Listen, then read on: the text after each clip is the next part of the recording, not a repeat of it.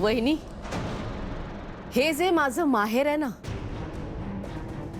ते तुझ्या नवऱ्याने घडवलेलं नाहीये.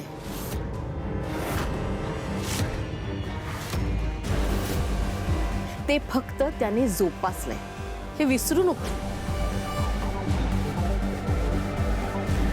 आमच्या बाबांची आणि आजोबांची पुण्याई येते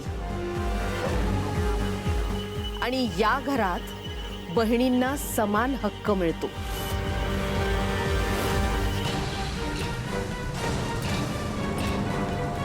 आणि माझा हक्क मी सोडणार नाही.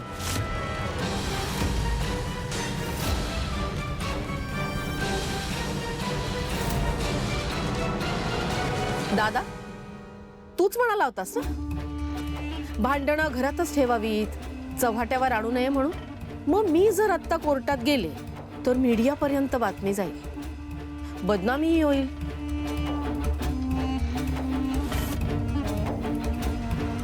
त्यात रामपुरे इंडस्ट्रीजचं खूप नुकसान होईल, त्याच्यावर परिणाम होईल.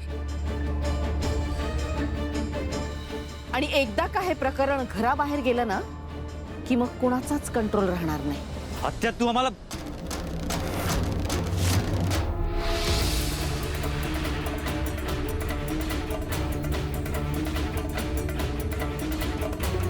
ठीक आहे, ठीक आहे.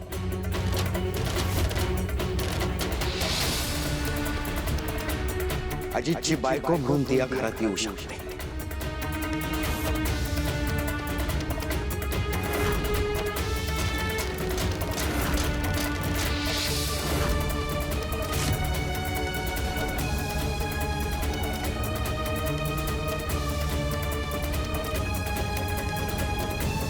बाबा, नाही,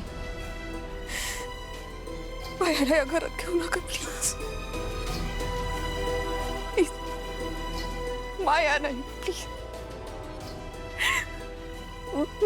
मी हात जोडते बाबा, माया नाही.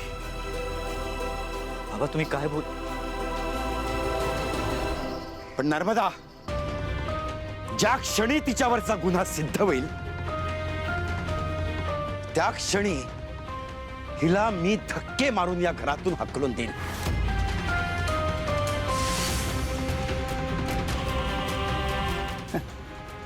दादा, मी सुद्धा तिला ठेवून घेणार नाही. अजितने हे असं लग्न केलंय ना, त्याचा आम्हाला सगळ्यांनाच धक्का बसलाय. पण मी माहेरी राहते म्हणून माझ्या सुनेनी आणि माझ्या मुलांनी काय रस्त्यावर राहायचं नाही ना. आपल्या रामपुरे घराण्याचे असे संस्कारच नाहीत, त्यामुळे त्यांना येऊ दे.